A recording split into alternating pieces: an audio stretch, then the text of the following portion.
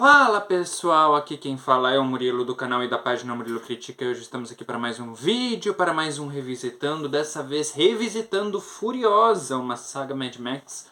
Mas antes deixem as suas curtidas, comentem, compartilhem com seus amigos e se inscrevam no canal e sigam a página no Instagram. Bom, Furiosa, uma saga Mad Max, né, que foi um filme do ano passado, de 2024, que foi ali no período de julho, isso mesmo. Foi ali um pouco antes de Deadpool e Wolverine, inclusive.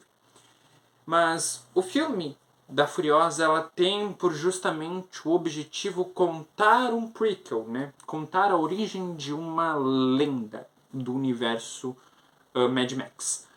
E a Furiosa, querendo ou não, é essa lenda que no Estrada da Fúria, que querendo ou não é o comparativo mais absurdo que a gente tem no sentido de, o Estrada da Fúria. Quando você pensa em Mad Max, você pensa automaticamente no filme do Estrada da Fúria, você pensa na Furiosa da Charlize Theron. E aqui a Anya Taylor-Joy, ela tem como eu posso dizer, um fardo muito grande. Ela tem uma pressão muito grande em não teoricamente em substituir esse ícone, mas interpretar esse ícone que é a Furiosa da Charlize Theron, que no caso é a mesma personagem, só que ela atua diferente. E esse filme ele tem como objetivo apresentar a origem dessa personagem. E também serve como uma expansão de base desse universo e, consequentemente, fechar lacunas que ainda não foram exploradas de fato no universo em si. Para mim, eu considero inclusive Furiosa como um parte 1 do Estrada da Fúria, porque termina o Furiosa literalmente quando começa o Estrada da Fúria, e para mim é excepcional a maneira como isso é construído de fato. Anya Taylor-Joy e o Chris Hemsworth estão excepcionais nesses respectivos papéis dele, mas eu tenho que dizer que na minha opinião, Furiosa é Mad Max em essência. Creio que quem é fã dessa franquia vai adorar esse filme da Furiosa. No caso, já devem ter assistido, mas eu revisitando em si, em suma, eu gostei bastante do filme da Furiosa. E, querendo ou não, ela mantém um pouco da essência do Estrada da Fúria ali. E também as cenas de ação que acontecem no Furiosa são muito bem... são boas. Não sei se ao mesmo nível, por exemplo, do Estrada da Fúria. Eu acho que não.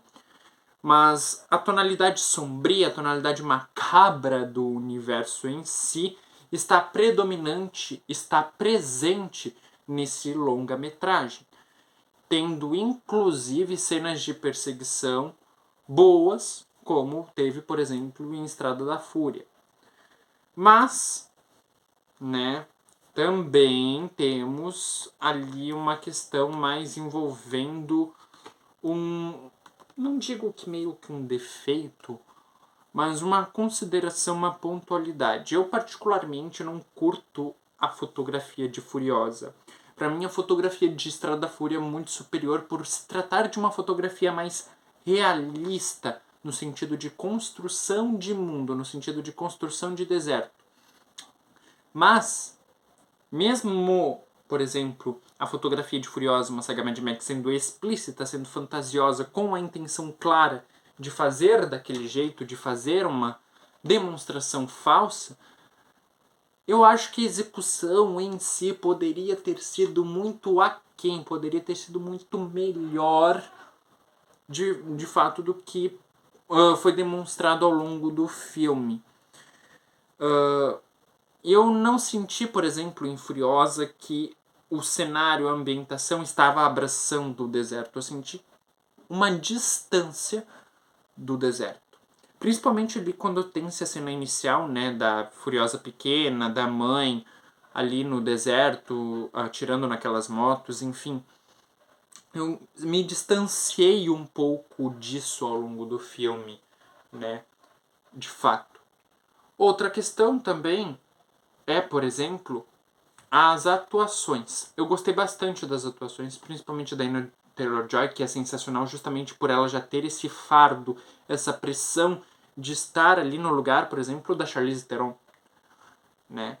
E ela tem, querendo ou não, na época até se comentava bastante sobre isso, que ela tinha apenas umas 40 linhas de diálogo durante o filme todo. E realmente, ela não fala tanto no filme, mas ela repassando as emoções presentes na personagem faz total sentido a sua dramatização, a sua construção como um todo, a interpretação que ela deu para a personagem em si.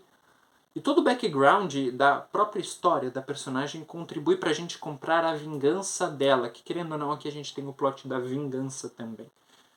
Principalmente ali para o personagem do Chris Hemsworth, que é o outro grande destaque do filme, que interpreta o personagem Dementus, que é literalmente um Dementus, né?